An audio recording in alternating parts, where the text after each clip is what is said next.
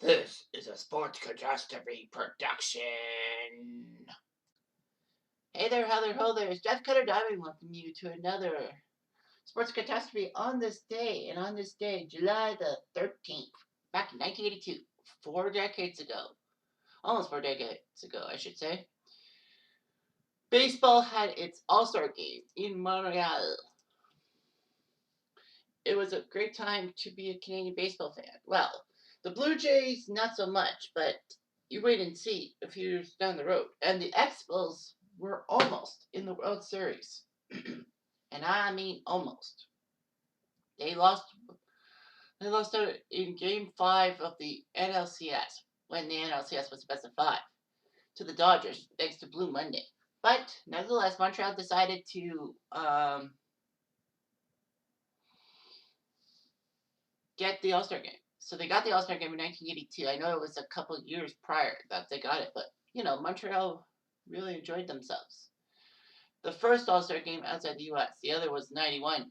And strange enough, I did that one. Anyway. 4 Expos were in the starting lineup for the National League, which was good and all that. The flyover was done for the first time by a National Air Squadron, not the U.S. Air Force or Air National Guard. It was the Snowbirds because, it was in Canada and all that. It is also the last All-Star game in which the manager of the runner-up for any league pennant managed in place of the manager being unemployed. Bob Lemon was fired by the Yankees and couldn't manage the All-Star game, so Billy Martin took his place versus Tommy Lasorda in front of 59,000 people. The ceremony of first pitch actually had people from different countries in it, I guess, to make it an international game and all that. Because you got Luis Aparicio and Orlando Cepeda from the Caribbean, Yogi Berra being American, Shigo Nagashima, Japan, Juan Marichal, Minnie Minoso, Chloe Ramon being Canadian, Duke Snyder and Bobby Thompson, and George Selkirk. So ABC had the broadcast with Al Michaels, Keith Jackson, and yes, Howard Cosell. So anyway, the All-Stars and all that. Key American League reserves was Lance Parrish of the Tigers at catcher, Cecil Cooper first base for the Brewers, Ken Herbeck first base from the Twins, Eddie Murray first base from the Orioles, Frank White of the Royals second base, Hal McRae in outfield from the Royals, Ben Ogilvie from the Brewers, Willie Wilson from the Royals, Dave Winfield, and Carl Yastrzemski. Winfield of the Yankees, of course. And the National League reserves had people like Al Oliver of the Expos, the only Expo not to be a reserve. Not to be a starter. Steve Sachs for the Dodgers, Ray Knight of the Astros, forgot he played for the Astros, Ozzie Smith for the Cardinals, Dusty Baker of the Dodgers, and Lonnie Smith for the Cardinals. Pitchers, they only brought 8 pitchers with them for some strange reason. The American League pitchers were Floyd Bannister, Jim Clancy, Mark Clear, Dennis Eckersley, then of the Red Sox, Willie Fingers, Goose Gossage, Ron Guthrie, and Dan Quisenberry. The National League brought Steve Carlton, Steve Howe, Tom Hume, Greg Minton, Phil Niekro, Steve Rogers, Mario Soto, and Fernando Valenzuela as pitchers. So it was a huge moment.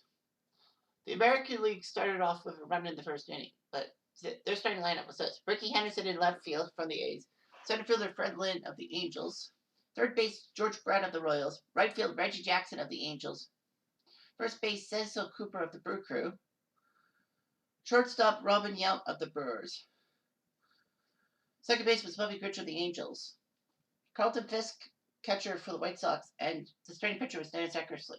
Dennis Eckersley, really? I forgot that's when he was a starter. The National League had Tim Raines of the Expos in left, Pete Rose, first baseman of the Phillies, soon to be an Expo, though. Andre Dawson, center field for the Expos. Phillies had number 4 was Mike Schmidt, third base of the Phillies. Then Gary Carter, catcher for the Expos. Right fielder Dale Murphy of the Braves. Shortstop Davey Concepcion of the Reds. Second base Manny Trillo of the Phillies, and Expos pitcher Steve Rogers. You could sense a theme.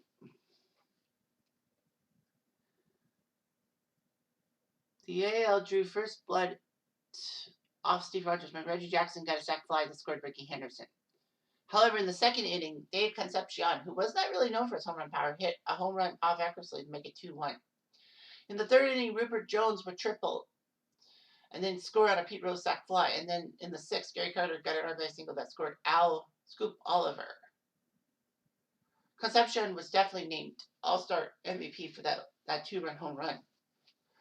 So yeah, it was a great time for the Expos and all that, because the Expos were pretty much a decent team back in the day, in the early 80s. But after 82, they kind of went on a downhill slide, coupled with the fact that they got rid of Gary Carter after the 84 season, pardon. Things looked downhill for the Expos, and they kind of were. Just warning you. Anyway, thanks for watching this. I'm Jeff Diamond. I do.